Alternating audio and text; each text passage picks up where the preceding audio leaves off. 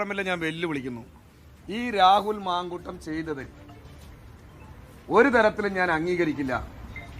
അയാളെ കോൺഗ്രസിൽ നിന്ന് പുറത്താക്കിയത് ശക്തമായ നടപടി ഇനിയും വേണം, അവൻ രാജിവെക്കണമെന്ന് പറയാൻ ഏതെങ്കിലും തരത്തിൽ ഷാഫി പറമ്പിൽ തയ്യാറാവുമോ? തയ്യാറാവില്ല. കാരണം എന്താ? കൂട്ടുകച്ചവടമാണ് ഈ കാര്യത്തിൽ കൂട്ടുകച്ചവടമാണ്.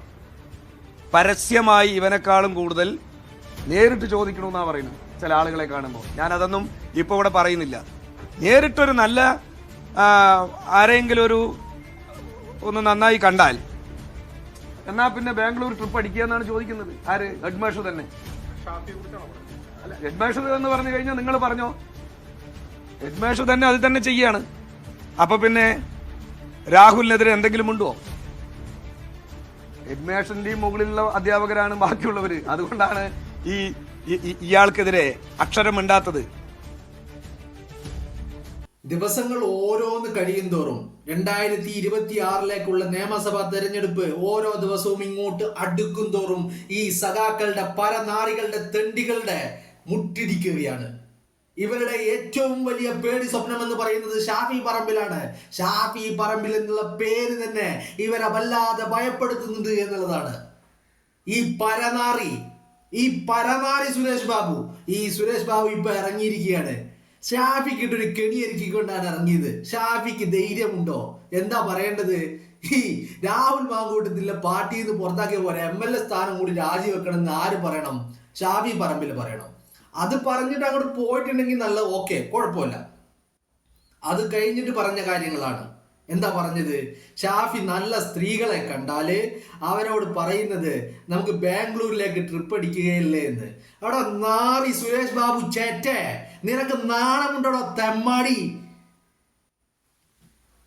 തോറ്റ് തൊപ്പിയിട്ട് പാലക്കാടിന്റെ മണ്ണിൽ വിജയിച്ച് കയറാൻ കഴിയാതെ എല്ലാ അവസരത്തിലും തോറ്റ് അമ്പിയെട്ടിയതിന്റെയും ഭൂലോക തോൽവിയായിട്ടുള്ള പിണറായി വിജയന്റെ കഴിവില്ലായ്മയും പിണറായി വിജയന്റെ ഭീരുത്വവും മറക്കാൻ വേണ്ടിയിട്ട് ഷാഫി പറമ്പിലിനെ പോലെയുള്ള ഒരു യുവജന നേതാവിനെ കൊത്തി കീറാൻ ഇറങ്ങുന്നതിന് മുമ്പ് 2 വട്ടം ആലോചിക്കണമായിരുന്നു.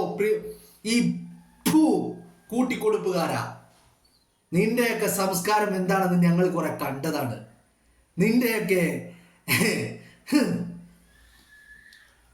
കൂടുതലൊന്നും പറയിപ്പിക്കരുത് സുരേഷ് ബാബു, കൂടുതലൊന്നും പറയിപ്പിക്കരുത്.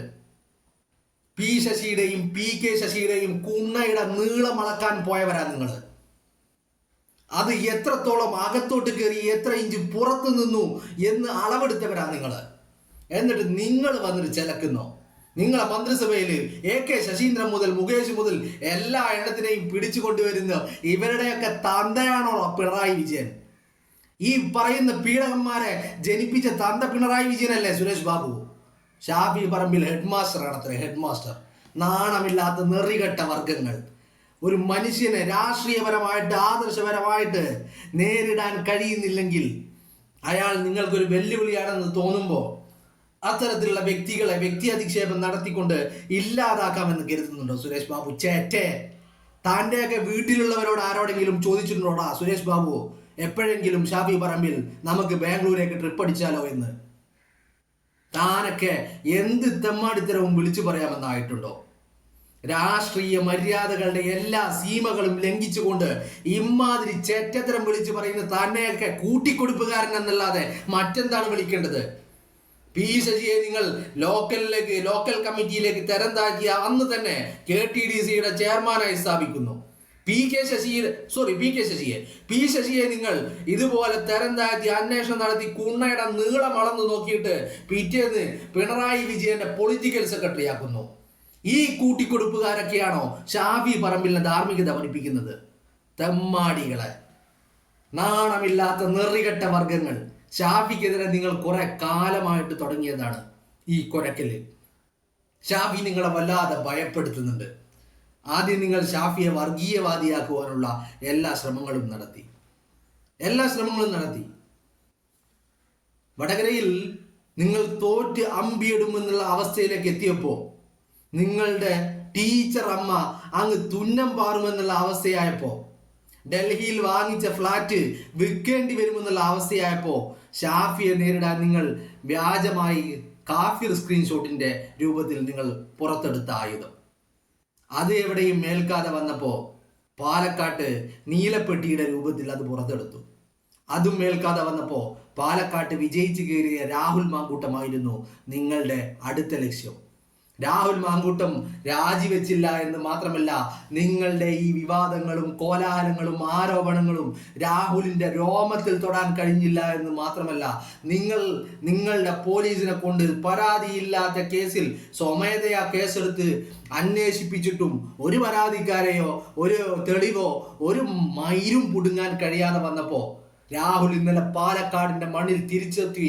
അവിടെ ഇറങ്ങി, അവിടെ ജനങ്ങളെ കണ്ട് അവരോട് കുശലം പറഞ്ഞ്, അവരോട് കൈ കൊടുത്ത്, അവരുമായി കെട്ടിപ്പിടിച്ച്, അവരുമായി ഫോട്ടോ എടുത്ത്, അങ്ങനെ രാഹുൽ ഇന്നലെ അങ്ങ് പാലക്കാടിന്റെ മണ്ണിൽ തരംഗമായി മാറിയപ്പോൾ അടുത്ത നെറികേടുമായി ഇറങ്ങിയിരിക്കുകയാണ് സുരേഷ് ബാബു എന്ന്. 2024 ലോക്സഭാ തെരഞ്ഞെടുപ്പിൽ പാലക്കാട്ട് VK ശ്രീകണ്ഠനോട് തോറ്റു പരാജയപ്പെട്ട് തുന്നം പാറിയ ഈ സുരേഷ് ബാബു എന്ന് പറയുന്ന ഈ പരനാറി ഉണ്ടല്ലോ, ഈ തെമ്മാടി, ഈ ചെറ്റ, ഈ പാലക്കാട് ഉപതെരഞ്ഞെടുപ്പിൽ രാഹുൽ മാങ്കൂട്ടത്തിലെ തോൽപ്പിക്കുവാൻ സാരിയുടെ ചാക്കിട്ട് പിടിച്ച് കൊണ്ടുവന്ന് നീലപ്പെട്ടിയും കുറെ ഇല്ലാ കഥകളും ഉണ്ടാക്കി ആവനാഴിയിലെ അസ്ത്രങ്ങൾ അത്രയും എടുത്ത് ഉപയോഗിച്ചിട്ടും ചരിത്ര ഭൂരിപക്ഷത്തിൽ രാഹുൽ മാങ്കൂട്ടം വിജയിച്ച് കയറിയതിൻ്റെ ഈ മുരുമുരുപ്പ്, ഈ കഴപ്പ് വല്ല മുള്ളുമുരിക്കിലും പോയി കയറടോ പരനാറി. താനൊക്കെ എന്ത് ജില്ലാ സെക്രട്ടറിയാടോ? തനിക്കൊക്കെ ഈ കേരളത്തിന്റെ രാഷ്ട്രീയ ഭൂപടത്തിൽ അവിടെ ജില്ലാ സെക്രട്ടറിയായി തുടരാനുള്ള എന്ത് സംസ്കാരമാണോ താനൊക്കെ ഉള്ളത്? താനൊക്കെ എവിടുന്നാണോ താനൊക്കെ ഉണ്ടായിട്ടുള്ളത്? താനൊക്കെ എന്താ ഷാഫി പറമ്പിലിനെ കുറിച്ച് പറഞ്ഞത്? അയാൾ ഹെഡ് മാസ്റ്റർ ആണെന്നോ? അങ്ങനെയാണെങ്കിൽ നിങ്ങളുടെ എല്ലാം തന്ത മുകേഷിന്റെയും പി ശശിയുടെയും PK ശശിയുടെയും ഈ പറയുന്ന AK ശശീന്ദ്രന്റെയും ഒക്കെ തന്ത പിണറായി വിജയനാണോടാ തെമ്മാടി? താനൊക്കെ ഒരു നെറികേടും മാനവുമില്ലാതെ ഇതാണോ തൻ്റെയൊക്കെ രാഷ്ട്രീയ പ്രവർത്തനം? ഇതാണോ രാഷ്ട്രീയ പ്രവർത്തനം?